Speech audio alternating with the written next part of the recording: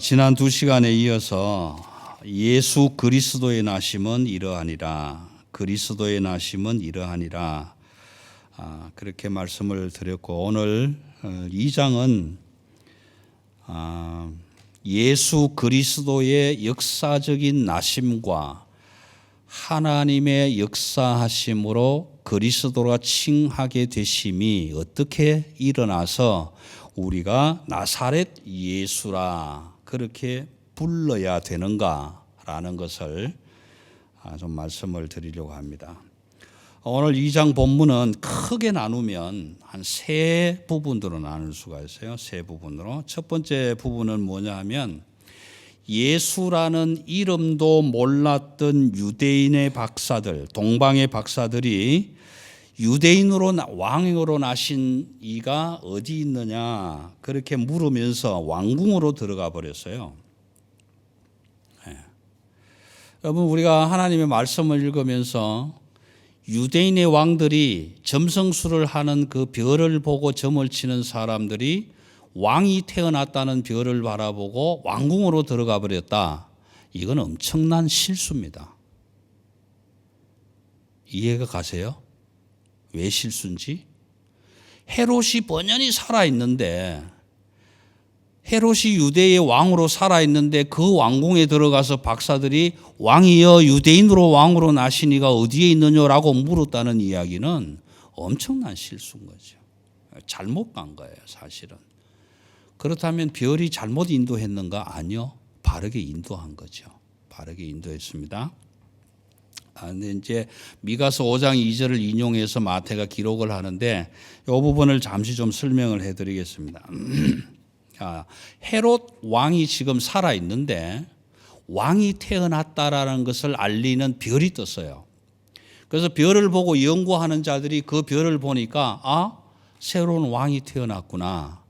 그래서 왕이 태어났으니 당연히 예물을 가지고 왕이 태어났다는 곳을 찾아가서 이제 경배를 해야 되잖아요. 왕이 태어났으니까. 이거는 당연한 일반적인 지식입니다. 일반적인 지식.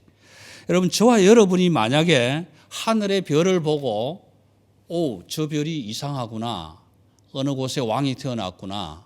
그것을 깨달을 수 있고 인지할 수 있고 느낄 수 있고 예견할 수 있는 사람들이라면 저와 여러분 중에 어느 누구도 딴 곳으로 가지 않을 거란 말이에요. 왕궁으로 가서 물을 거라고요. 왜요? 왕이 태어날 곳은 왕궁이니까. 그러니까 동방의 박사들도 당연히 왕궁으로 가서 왕에게 물은 거예요. 왕이여 유대인의 왕으로 태어나신 이가 어디 계시냐. 그러면 여러분, 헤롯은 엄청난 탤런트가 있는 사람이잖아요. 얼굴색 하나 안 바뀌잖아요. 그러면서 하는 말이 이렇게 얘기를 합니다. 그가 어디서 났느냐. 가서 찾아보고 자세히 알아보고 내게도 얘기해 주라. 그럼 나도 가서 경배하겠다. 여러분, 이 이야기가 무슨 이야기 같아요? 정말 헤롯이 가서 무릎 꿇고 경배하겠다는 얘기 같아요? 아니잖아요. 그 마음속 깊은 곳에 있는 악한 마음을 다 감추어 놓고 얘기하는 거잖아요. 그래, 가서 자세히 알아보고 내게도 가르쳐 줘. 그러면 내가 가서 싹 없애버릴 거야. 그런 이야기잖아요. 자, 그래 놓고 대제사장들을 불러 모읍니다. 불러 모아서 묻잖아요. 너희는 대제사장이 아니냐? 성경을 연구하는 사람들이 아니냐? 유대인의 왕이 어디서 날 것 같으냐? 왕이여 예루살렘입니다. 베들레헴입니다. 이제 그렇게 얘기를 한단 말이에요. 베들레헴에서 예루살렘에서 왕이 태어나겠다 하는 이야기가 곧 미가서 5장 2절에서 얘기하는 거란 말이에요. 유대 베들레헴아 너는 작은 고을일지라도 너에게서 유대 베들레헴을 이스라엘을 다스리는 왕이 태어날 것이다. 그 예언을 약 한 700~800년 전에 예언해온 그 예언을 가지고 와서 이야기한단 말이에요. 그래서 6절에서 그렇게 얘기하잖아요. 또 유대 땅 베들레헴아 너는 유대 고을 중에서 가장 작지 아니하도다. 내게서 한 다스리는 왕이 나올 것. 여러분, 성경 공부하기가 얼마나 쉬운지 몰라요. 그렇죠? 이게 무슨 말이지 그래 놨는데 미가서 5장 2절에 이렇게 써졌다고 딱 인용해 주잖아요. 미가서 5장 찾아보면 이 말 나올까요? 안 나올까요? 당연히 나오겠죠. 그렇죠? 예. 제 책으로는 1294페이지입니다. 여러분 성경책 1294페이지 딱 한번 펴보세요. 미가서 5장 2절에 마태가 인용한 이 구약 성경, 유대인들이 경전으로 믿고 있는 이 말씀이 딱 기록이 되어 있단 말이에요. 자, 그러면 유대인을 대상으로 마태가 기록한 마태복음인데 그 마태복음을 유대인들이 읽었을 때에 그걸 어떻게 인정하겠느냐. 오, 마태가 우리 경전을 인용해서 이 얘기를 했구나. 그러면은 그 신뢰도가 더 높아질까요? 낮아질까요? 당연히 높아지겠죠. 당연히 높아지겠죠. 그런데 이제 문제가 하나 생깁니다. 문제가. 헤롯이 제사장들을 다 불러가지고 여차 다 물었어요. 다 물어서 그러면서 이제 베들레헴으로 찾아갈 박사들에게 이렇게 얘기를 합니다. 너희들이 가서 자세히 보고 찾아서 내게 다시 돌아와가지고 그 일을 보고하고 너희 고향으로 돌아갔으면 좋겠다. 이게 참 8절 이야기입니다. 8절에서 그렇게. 그런데 9절에서 이 동방 박사들이 왕의 말을 다 듣고 이제 가는데 동방에서 보던 그 별이 문득 앞서 인도하여 가다가 악이 있는 곳 위에 머물러 서 있는지라 9절이 이렇게 보고하고 있잖아요. 여러분 이 9절을 읽을 때 그 앞에 하나 반드시 생각해야 할 게 있는 것이 헤롯이 있는 왕궁 앞에까지 별이 박사들을 인도하여 왔고 그 다음에 별이 어떻게 됐을까요? 수호가 왜 저러 울어? 그 별빛이 완전히 꺼져버린 거예요. 성경에는 기록하지 않습니다. 그런데 왜 제가 이 말씀을 드리냐 하면 박사들이 왕의 말을 듣고 갈새 동방에서 보던 그 별이 문득 앞서 인도하여 가다가 왕궁까지 와서는 일단 딱 스톱하고 별빛이 사라진 거예요. 그러니까 박사들이 왕궁으로 들어갈 수밖에 없겠죠. 왕궁에 들어가서 얘기를 하고 왕의 의사를 듣고 다시 나오는데 별빛이 앞장서서 딱 그 빛을 비추고 악이 있는 곳까지 인도하여 가니까 10절에서 뭐라고 얘기하냐면 그들이 별을 보고 매우 크게 기뻐하였더라. 그렇게 기록하잖아요. 그럼 왕궁에서 나왔을 때는 별이 있었다 없었다? 잠시 동안 없었다는 거예요. 어디를 갈지를 몰라서 방황하고 있을 때 문득 그 별이 다시 나타나서 아기가 누워있는 그곳까지 인도해 주었다. 그래서 말구유에 누워있는 아기 예수가 있는 베들레헴까지 오고 베들레헴에 와서 마리아와 함께 있는 아기에게 예물을 드려서 경배를 하고 돌아가는 길인데 박사들에게 꿈에 지시하시는 하나님의 지시가 내려졌단 말이에요. 그런데 이 박사들이 어디에서 잤다는 이야기는 없어요. 이게 걸어가다가 비몽사몽간에 받은 지시인지 아니면 여관에 들어가서 편안하게 자면서 꿈으로 현몽한 건지 그건 알 수가 없습니다. 그건 성경이 말하지 않고 알 수는 없는데 아무튼 그 박사들이 꿈에 지시하심을 받아서 헤롯에게로 돌아가지 말라. 그래서 안 돌아가는 거잖아요. 돌아가지 않습니다. 그런데 박사들에게만 돌아가지 말라고 했으면 우리가 조금 이 성경을 읽으면서 뭐 이래 이거 이렇게 얘기할 수 있는데 13절에 보니까 그들이 떠난 후에 박사들이 떠난 후에입니다. 주의 사자가 아버지 요셉에게 현몽하여서 뭐라고 얘기하냐면 그대로 얘기하잖아요. 헤롯의 마음을 그대로 얘기해 주는 거예요. 헤롯이 지금 아기를 죽이려고 한다. 그러니까 벌떡 일어나서 애굽으로 도망가거라. 그렇게 얘기하잖아요. 여러분 여기까지 우리가 말씀을 쭉 함께 나누시면 여러분들 마음속에 한 가지 탁 일어나야 될 게 있어요. 이게 뭔가 지금 놀이새로 격발을 시키기 위한 뭔가가 하나 탁 터져 나와야 되는 게 있어야 되는데 지금 이게 없죠. 도대체 목사님이 무슨 말하지? 그게 뭐지? 지금 이런 생각이 들죠. 이제 문제가 여기서 생기는 겁니다. 마태복음 2장은 사람의 말이 아니다라는 거예요. 그럼 누가 얘기하고 있는 거예요? 성령 하나님의 역사로 처음부터 끝까지 지금 계속 지금 진행되어 오고 있잖아요. 사람이 박사들에게 얘기하는 게 아니라 하나님의 성령이 역사하심으로 왕궁으로 들어가게 하고 왕의 말을 듣게 하고 꿈의 지시를 받아서 돌아가지 말게 하고 다시 그렇게 가고, 그리고 주의 사자가 현모하여서 요셉에게 지금 이야기하는데 뭐라고 얘기합니까? 헤롯 궁에 앉아서 마음속으로 꿍꿍이 속으로 독한 마음을 품고 있는 헤롯의 마음을 그대로 얘기해 주는 거예요. 헤롯이 지금 아기를 찾아서 죽이려고 하니까 빨리 애굽으로 가라. 이 사람의 이야기가 아니다라는 얘기. 그 이야기는 그럼 또 한 가지 무언가 마음에 탁 두들겨 오는 것이 있어야 되거든요. 또 한 가지, 전혀 안 오죠.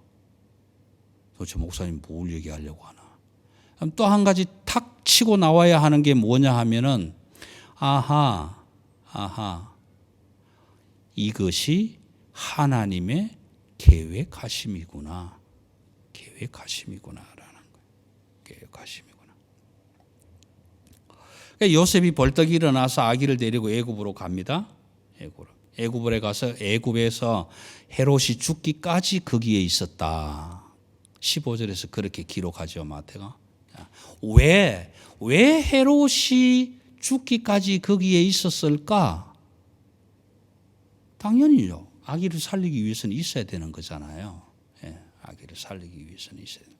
그런데 문제는 또 하나 탁 건드리고 올라오는 게 있어야 되는데, 그렇다면 애굽의 아기를 살리기 위해서 계속 거기에 있었으면 어떻게 우리가 애굽의 예수라고 불러야 되지 나사렛 예수라고 부를 수 있었을까?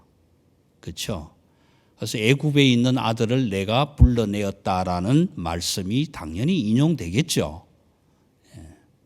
인용되겠죠. 다음에 나오는 내용이 이제 그 이야기라는 거예요. 그 이야기. 그래서 그렇게 이야기하시면서 말씀하신 바 애굽으로부터 내 아들을 불러냈다.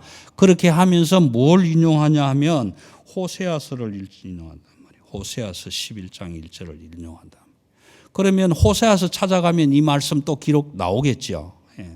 제 책으로는 1265페이지예요. 1265페이지 딱 피우면 호세아서 11장 1절에 내가 내 아들을 애굽에서 불러내었다. 이렇게 기록이 딱 나온단 말이에요. 그럼 유대인들이 이 글을 읽었을 때, 마태가 우리를 위해서 이렇게 자상하게 해석해 주었구나.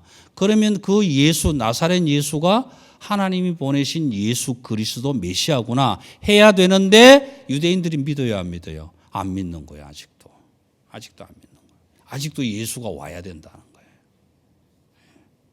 그래서 메시아니즘은 좀 문제가 있게 되는 거죠. 자, 이런 상황이 일어나다 보니까 왕이, 헤롯이 왕궁에 앉아가서 뭐가 됐어요? 완전 고문관이 되어버렸잖아요. 이것들 봐라. 가서 찾아보고 자세히 알아보고 분명히 나한테 와서 보고하고 가라 그러는데 안 왔어? 생각해 보니까 쏘갔구나. 이제 그래. 이게 쏘갔구나. 그럼 왕이 쏘갔으니 얼마나 화가 치밀했겠냐고요. 왕이 쏘갔으니. 그러니까 예수가 났다는 때를 자세히 기준해서 그때부터 2살 밑에 아이를 다 죽여버렸다라는. 다 죽어버렸다 그랬는데 마태는 어디를 인용하냐 하면 예레미야 31장을 인용해요. 라헬이 자식이 없었다. 그래서 통곡했다라는 말씀을 인용합니다. 여러분 창세기를 읽어보면 라헬이 자식이 있어요, 없어요? 있어요. 있잖아요. 누구? 베냐민. 누구? 요셉. 있잖아요, 분명히. 분명히 있단 말이에요. 있는데 왜 라헬이 자식이 없어서 통곡했을까? 이게 창세기 3장 15절에 나오는 여인의 후손 이야기입니다. 여인의 후손을 통해서 줄 예수 그리스도 메시아가 오지 않았고, 메시아가 왓사손 치더라도 그들을 다 없애버리기 위해서 유대 왕의 역사 기록으로 2살 밑에 아이들을 다 죽여버렸다라는 거예요. 이 역사적 사실을 실질적으로 예레미야 31장 이야기를 통해서 라마에서 통곡하는 소리가 일어났다라는 것을 인용하고 유대인들에게 그 사실을 가르쳐 주는 거예요. 그럼 결과적으로 제가 말씀드리고 싶은 이야기는 대충 꿰지지요. 창세기 3장 15절에서 여인의 후손으로 태어날 자손, 아브라함의 계보를 통해서 다윗의 계보를 통해서 올 요셉의 이야기, 그리고 다윗의 이야기, 그 다윗을 통해서 오는 다윗의 후손 예수 그리스도. 이 사건은 사람의 계보와 하늘의 역사를 통해서 온 신성과 인성을 함께 가지고 계신 메시아의 탄생, 말씀이 육신이 되어서 우리 가운데 거하시는 성육신의 과정, 곧 동정녀 탄생의 이야기가 오늘 2장 전체에서 마무리되고 있다라는 거예요. 이것이 말씀을 읽을 때 탁 하나씩 건드리면서 이게 이 이야기였구나, 이것이 그 이야기였구나라고 성령의 조명으로 반짝반짝 빛을 내줘야 이해가 되게 돼 있단 말이에요. 이해가 되게. 그 다음에 당연히 나오잖아요. 19절에 헤롯이 죽은 뒤에 어떻게 해요? 주의 사자가 현몽해야 되잖아요. 요셉에게. 애굽에서 헤롯이 죽었는지 안 죽었는지 모르니까. 주의 사자가 애굽에 있는 요셉에게 현몽해서 뭐라고 합니까? 헤롯이 죽었다. 아기를 죽이려고 하는 사람이 죽었다. 그러니까 벌떡 일어나서 다시 올라가라. 이렇게 얘기를 하잖아요. 그러니까 주의 말씀을 듣고 요셉과 마리아는 아기를 안고 올라가려고 하는데 역사를 살펴보니 원래 헤롯의 아들 아켈라오가 왕이 되어 있네. 그러면 아버지의 아들이 왕이 되었으니 부전자전으로 올라가면 또 죽을 수도 있겠구나. 아버지는 당연히 두렵죠. 그래서 어디로 갑니까? 갈릴리 나사렛으로 간단 말이에요. 갈릴리 나사렛으로. 왜 가냐? 두려워하고 있을 때에 지가 가는 게 아니잖아요. 요셉이. 자기가 가는 게 아니에요. 지시하심을 받아서 갈릴리 나사렛으로 간다. 그래 가니까 마태는 뭐라고 기록을 하느냐 하면 이게 요셉이 가고 싶어서 갔기 때문에 나사렛 예수가 된 게 아니고 선지자로부터 말씀하신 것을 이루게 하려 하심이라. 그래서 23절 그 디귿 딱 표시해 놓고 나사렛 큰 글자로 써놓고 뭐라고 얘기하냐면 이사야 11장 1절을 인용한 것이다. 이렇게 기록을 하고 있는 거예요. 요셉이 지 맘대로 갔기 때문에 나사렛 예수가 된 게 아니고 우리가 나사렛 예수라고 칭함을 받을 수 있는 조건은 하나님의 역사하심으로 하늘의 역사를 통해서 다 이루어지게 하셨기 때문에 오늘 우리가 그 예수 그리스도를 나사렛 예수라 부른다. 그런 이야기예요. 이것이 사람의 말로 기록된 것이 아니라 하나님의 역사로 기록된 것이다. 아버지가 저를 낳았습니다. 어머니를 통해서. 제가 경상북도 무월군 무월면 백자교회 사택에서 제가 태어났는데 그러면 백자리에서 태어났으니까 이영철은 백자리 이영철 이래 돼야 되잖아요. 이해돼요. 근데 아버지가 백자리에 있는 것이 아니라 온 동네방네를 돌아다니다가 호적을 어디서 했냐면 경북 성주군 용안면 상은동 255번지에서 호적을 했어요. 그러니까 저는 결국 용안면 상은동 사람이 돼버린 거잖아요. 똑같은 거란 말이에요. 우리가 한국에서 살고 있을 때에는 한국 사람이었는데 어쨌든 흘러 돌아서 길을 따라서 여기까지 왔다가 호주 사람이 된 경우 속은 한국인이지만 겉으로는 호주인이 되어버렸단 말이에요. 마찬가지로 오늘 요셉이 마리아를 통해서 성령의 잉태하심으로 아들 예수를 낳았을 때 역사적인 이름으로 예수, 자기 백성을 그들의 죄에서 구원할 자라는 이름의 뜻을 가진 예수의 이름을 불러준 것은 오늘 저와 여러분이 가지고 있는 각자의 이름을 부르는 거하고 똑같단 말이에요.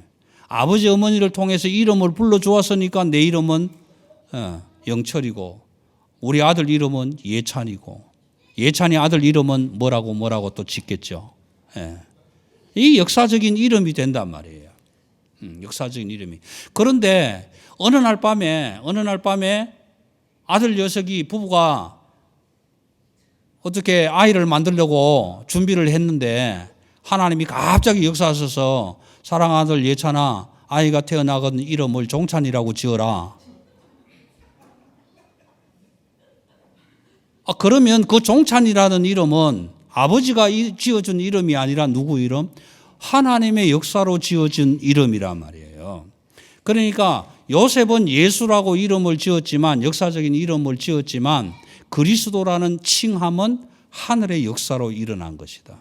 그래서 신성과 인성을 동시에 가지고 오신 예수 그리스도, 말씀이 육신이 되어서 우리 가운데 오신 예수 그리스도, 동정녀를 통해서 남자의 씨가 없이 하나님의 씨로 태어나서 우리에게 구원의 생명이 되신 그 예수 그리스도가 곧 우리의 구원자가 되시는 메시아다라고 마태는 기록을 한단 말이에요.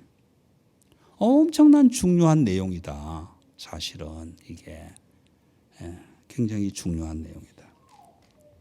자, 그러면 왜 하필이면 우리의 지식으로, 우리의 일반적인 지식으로 한번 생각해 보자고요. 왕이 태어났다 그러니까 박사들도 왕궁으로 갔던 것처럼 우리도 왕이 태어났다 그러면 예루살렘으로 가야 되잖아요.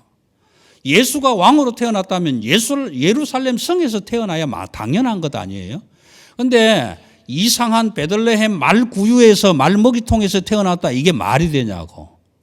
이건 일반 상식이 아니에요. 일반 상식이 아니란 말이에요. 여러분, 오늘 이 말씀 속에서 예수가 말구유에서 태어났다는 이 말씀 속에서 또 하나 견들어오는 이 격자침이 작용을 해야 되는데, 성령의 빛이 조명을 해야 되는데, 이걸 깨달으셔야 돼요. 하나님은 하늘에만 계시는 하나님이 아니었구나. 비천한 말들이, 소들이 음식을 먹는 음식통에도 하나님이 계시는구나. 하나님은 하늘에 계신 우리 아버지만이 아니시고 비천하고 죄로 인해 죽을 수밖에 없는 내 마음속에도 하나님이 와 계시구나. 이걸 깨달으셔야 돼요. 그래서 마태복음 24장에 가면 사람들이 하나님의 나라가 어디에 있느냐, 여기 있다 저기 있다, 세상 사람들은 이렇게 얘기할지 모르지만 하나님의 나라는 여기에 있는 것도 아니고 저기에 있는 것도 아니고 오직 너희 안에 있느니라, 그렇게 이야기하신단 말이에요. 여러분, 우리는 때로는 하나님이 고통이 오고 환난이 오고 시험이 오고 어려움이 오고 몸이 아프고 자식이 죽고 정말 견딜 수 없는 힘든 일이 왔을 때 하나님 당신은 어디에 계십니까? 하늘 꼭대기에만 계십니까? 지금 내가 땅에서 이렇게 고생하고 이렇게 애통하고 이렇게 울부짖는데 왜 나는 돌보지 않습니까? 당신은 하늘에서 뭐하고 계십니까? 그렇게만 생각할 줄 안다면 그건 잘못된 생각이다 말이에요. 잘못된 생각이다. 하나님은 하늘에만 계시는 하나님이 아니라 오늘 저와 여러분의 마음속에 말씀이 육신이 되어 성령의 능력으로 우리 가운데 함께 계신다. 그것이 뭐다? 임마누엘이다. 여러분, 저와 여러분은 살면서 임마누엘을 하시는 하나님 늘 함께 있으니까 모르잖아요. 내가 지금 걸어가면서 임마누엘 하는 하나님하고 함께 가는지 따로 가는지 모르고 살아가는 거잖아요. 우리는 모르지만 항상 함께 하고 계신다. 그 하나님이 임마누엘이다. 마리아에게 남편이 있어서 못 봤는데 근데 애가 생겼네. 아니, 나에게는 남편이 있어. 임마누엘 하시는 하나님, 그분이 나의 남편이야. 저와 여러분에게, 그리스도의 신부된 우리에게 하나님은 임마누엘 하시는 남편으로 와 계신다. 그럼 저와 여러분은 때가 차면 아들을 낳아야 돼. 무슨 아들을 낳아야 돼요? 믿음의 아들을 낳아야 돼요. 그래서 바울은 디모데야, 내가 너를 믿음의 아들로 낳았다라고 고백하잖아요.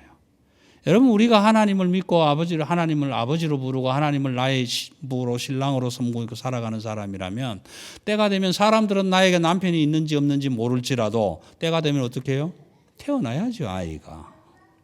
잉태의 고통과 해산의 수고를 통해서 믿음의 후손들이 태어나야 된다.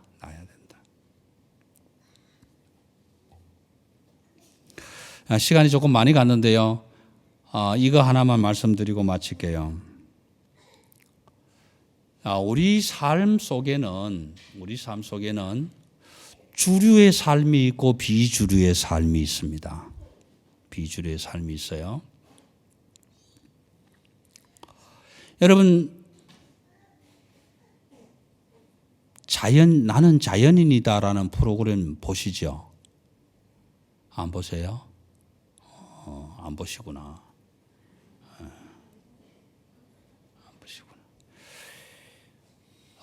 나는 자연인이다라는 프로그램을 보면 테마가 딱 두 개입니다. 두 개인데 어떤 테마냐 있냐 하면은 큰 산이 있다. 그렇죠? 큰 산이 있다. 그런데 그 큰 산이 나에게로 와서 내가 산 사람이 된 거 아니죠. 어떻게 산 사람이 돼요? 내가 산으로 간 거죠. 예. 내가 산으로 가서 산을 좋아하고 산을 사랑하다 보니까 나는 자연인이 되고 산 사람이 된 거죠. 근데 오늘 우리는 한 가지 각도를 조금 더 생각해야 돼요. 우리는 하나님의 나라로 갈 수가 없어요. 우리는 갈 수가 없습니다. 그런데 하나님의 큰 나라가 우리 가운데로 와요. 말씀이 육신이 되어서 우리에게로 온단 말이에요. 내가 말씀이 되어서 하나님께로 갈 수는 없어요. 그런데 말씀이 육신이 되어서 내 가운데로 오셨어요. 그래서 나는 말씀이 육신이 되어 내 가운데로 오신 예수 그리스도의 사람이 된 거예요. 그 사건이 없으면 나는 예수의 사람이 될 수가 없는 거예요. 다 잘 살아가시겠지만 여러분, 호주 사회는 주류 사회예요. 우리는 이민자가 되어서 온 비주류의 사람들입니다. 그런데 우리 같은 비주류의 사람들에게 호주의 주류 사회가 다가오지 않습니다. 않아요. 왜 그 주류 사회 사람들이 너희들 한국에서 왔니? 힘들지? 영어 안 되지? 먹고 살기 어렵지? 그러니까 우리가 도와줄게. 천만에요. 안 다가와요. 그럼 우리가 주류 사회로 들어가려면 어떻게 해요? 비주류 사회로 있는 우리가 주류 사회 속으로 들어가야 돼요. 죽이 되든 박이 되든. 그렇죠? 들어가야 돼요. 저도 잘 못하지만 영어를 잘 못하시고 공부하시는 분들 잘 안 된다고 에이씨 난 잘 안 돼. 변두리에 살 거야. 그러고 있지 마세요. 죽이 되든 밥이 되든 안으로 들어가세요. 들어가야 돼요. 차고 들어가서 되든 안 되든 부딪히고 싸우고 그렇게 나아가야 돼요. 그래야 조금 인정받고 인식되어져요. 예. 그럼 제가 64년을 살면서 저는 한 번도 돌에 가까이 간 적이 없었어요.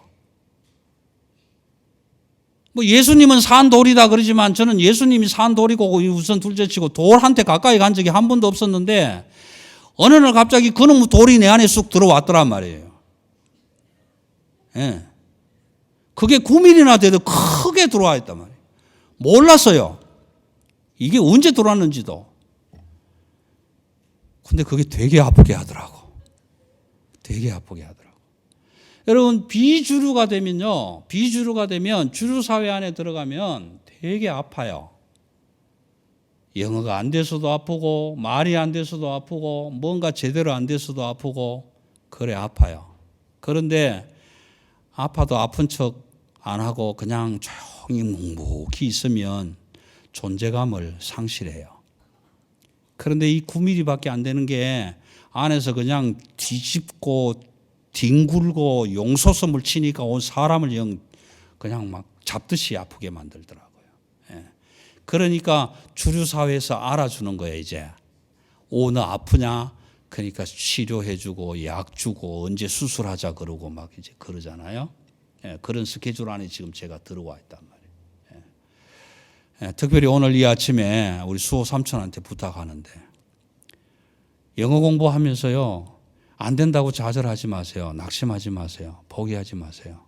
예, 그리고 부딪혔어요. 나가서 안 되면 되게 하라 막 부딪혔어요. 그래서 한국인의 긍지, 비주류인의 긍지를 가지고 나도 언젠가는 너희들처럼 주류사회에서 함께 어깨를 나란히 하고 살아갈 날이 있을 거야. 그러고 기도하면서 나가세요. 너무 막 이렇게 조용하게 있는 듯 없는 듯 그렇게 하시지 마시고 힘을 다해서 열심을 내서 나가세요. 자, 그러면 이제 다시 말씀으로 돌아와서 그러면 이 예수 그리스도 그분은 언제 오시느냐? 말세 때에만 오느냐? 마지막 때에만 오느냐? 아니에요. 매일 와요. 매일. 저와 여러분에게 매일 말씀이 육신이 되어서 우리 가운데 오신단 말이에요. 우리 가운데 매일 오시는 거예요. 그럼 언제 하나님이 매일 오셔서 임마누엘 하고 계시는 하나님을 알 수 있는가? 오늘 그 세 가지만 얘기하고 마칠게요. 첫 번째, 사도행전 4장 12절에 가면 천하 인간의 구원받을 다른 이름을 우리에게 주신 적이 없다. 오직 예수 그리스도 그분만이 구원자시다. 여러분 오늘 이 세상에요. 나가실 때 2단 책자 하나씩 꼭 가져가세요. 가져가시는데 한 집에 2권은 안 될 거예요. 20권만 받아왔으니까 하나씩 가져가시는데 여러분 내가 예수다. 내가 구원자다. 메시아다. 내가 나만이 성경을 해석할 수 있다 하는 사람들이 대한민국에 지금 40명이 넘잖아요. 너무너무 많은 거예요. 그런데 성경은 뭐라고 합니까? 예수 그리스도 이외에는 어떤 이름도 구원받을 이름을 준 적이 없다. 그러므로 종교다원주의는 꽝 아무것도 아니에요. 그거 믿으시면 안 됩니다. 여러분 이만희가 이 시대의 메시아라고 재림 예수라고 그래가지고 지금 들어갔다가 나오도 못한 사람들이 얼마나 많아요. 신옥 좀 믿고 700명이 피지로 따라갔다가 볼딱지 지금도 맞고 있잖아요. 이 도대체 무슨 이런 짓을 하고 있냔 말이에요. 여러분 그거 아니에요.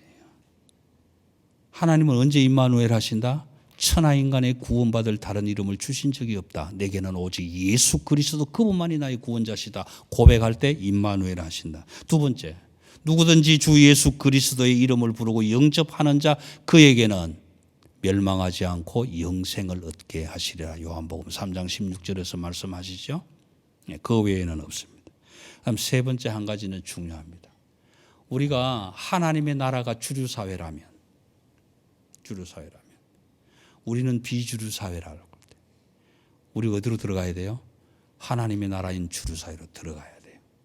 그게 뭐냐 하면은 3장에서 말씀을 드릴 텐데 내가 죄인됨을 뉘우치고 깨닫고 하나님의 품 안으로 들어가는 우리의 실질적인 신앙적 노력의 결실이 일어나야 돼요. 이거 없으면 안 돼요. 그간 예수가 뭐 필요 있어? 나사렛에서 뭐 내 주먹을 믿으면서 살지. 나 돈 많은데. 아니요. 그래갖고는 주류사회인 하나님의 나라로 들어갈 수가 없다. 우리는 비주류 사회인. 내가 비주류 사회에 있고 나는 약자다. 나는 잘못된 자다. 나는 죄인이다라는 것을 깨닫고 회개하고 뉘우치고 그 나라로 들어가려고 애쓰고 힘쓸 때 그때 하나님은 임마누엘 하나님으로 우리에게 오신다. 내 안에 그 임마누엘 하나님이 임마누엘 하셔서 그 안에 계시는 하나님이 내가 사는 것이 아니라 그 하나님이 나의 삶을 살아내실 때 갈라디아서 2장 20절에서는 그렇게 고백하지 않습니까?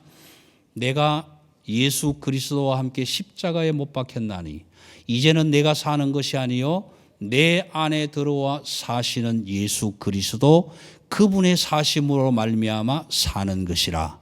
이 고백이 되어질 때 그때 비로소 나는 그리스도인이 되어진다. 나는 그리스도인이다 고백할 수 있게 된다.